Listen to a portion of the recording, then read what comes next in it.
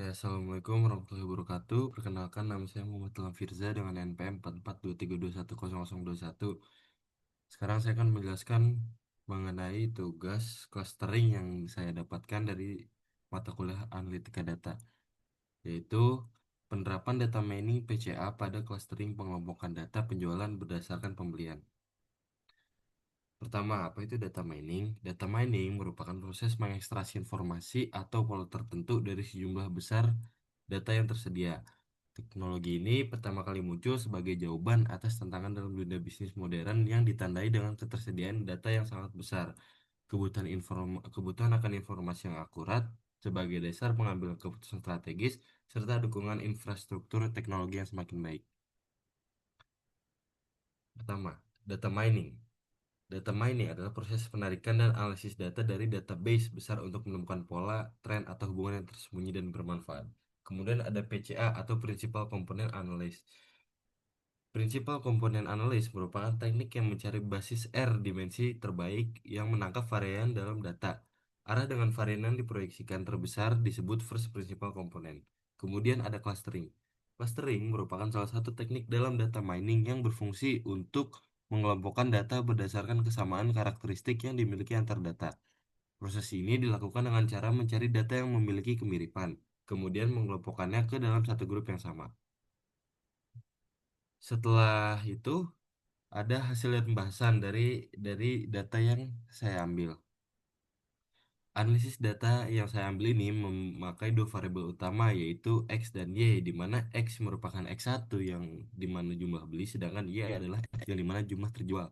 Dengan total 20 hasil observasi diperoleh bahwa nilai rata-rata untuk variabel X1 dan X1 adalah 21,4, sementara nilai rata-rata untuk variabel X2 sebesar 13,85. Pada data di samping menunjukkan bahwa jumlah beli cenderung lebih tinggi daripada jumlah terjualnya.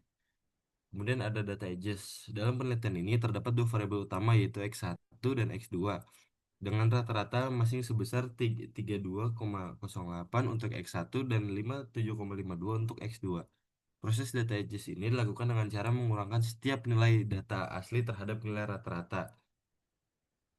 Kemudian ada grafik scatter plot yang menggambarkan hubungan antara nilai data edges variabel X1 min X bar 1 dan X2 min X bar 2 dalam proses analisis clustering. Titik-titik data tersebar mengikuti pola yang mengarah ke kanan atas menunjukkan bahwa ketika nilai X1 meningkat dari rata-ratanya, nilai X2 juga cenderung meningkat. Pola ini memperkuat indikasi adanya korelatif positif antara dua variabel.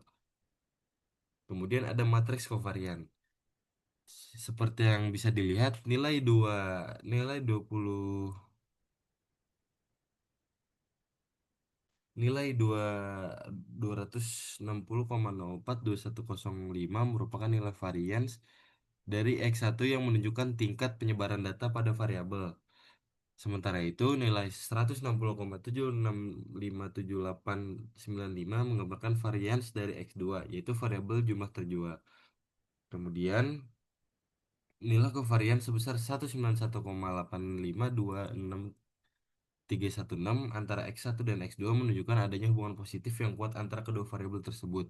Nilai data edges diperoleh dari selisih antara setiap data dengan rata-rata variabelnya, kemudian dikuadratkan untuk menghitung varians. Hasil kuadrat dari data X1 dan X2 dijumlahkan lalu dibagi dengan N kurang 1 sebanyak 19, yang dimana N itu adalah total, total seluruh data hasil observasi. Kemudian ada agent value yang dimana nilai agent value ini menunjukkan besar varians yang dapat dijelaskan oleh masing-masing komponen utama yaitu principal komponen. Kemudian ada agent factor dan transformed data. Agent factor utama digunakan untuk menentukan arah data baru atau transformed data, dan transformed data dicari menggunakan Curve agent value secara keseluruhan. Hubungan antara agent factor dan transform data adalah bahwa agent factor berfungsi sebagai alat rotasi sistem koordinat lama ke sistem koordinat baru, sehingga data dapat direpresentasikan dalam bentuk yang lebih sederhana, namun tetap mempertahankan struktur informasi penting untuk analisis clustering. Kesimpulannya, penerapan prinsipal komponen analis atau PCA dalam analisis clustering pada data penjualan memberikan hasil yang signifikan dalam mereduksi dimensi data tanpa menghilangkan informasi penting. Proses perhitungan mulai dari normalisasi data, perhitungan matriks kovarian, sehingga identifikasi oleh agent value dan agent vector berhasil memetakan struktur data ke dalam dimensi baru. Transportasi ini mempermudah proses pengelompokan data di mana variabel dengan kontribusi terbesar terhadap varians data diidentifikasikan dan digunakan dalam pembentukan klaster. Nilai agent value yang tinggi pada komponen pertama menunjukkan bahwa sebagian besar informasi dapat dijelaskan oleh satu dimensi utama. Dengan demikian, metode PCA yang diterapkan dalam penelitian ini efektif dalam mendukung proses pengelompokan data penjualan berdasarkan pembelian dan dapat diterapkan dalam konteks analisis bisnis lainnya untuk pengambilan keputusan yang lebih akurat. Sekian, terima kasih atas perhatiannya. Sekian dari saya. Assalamualaikum warahmatullahi wabarakatuh.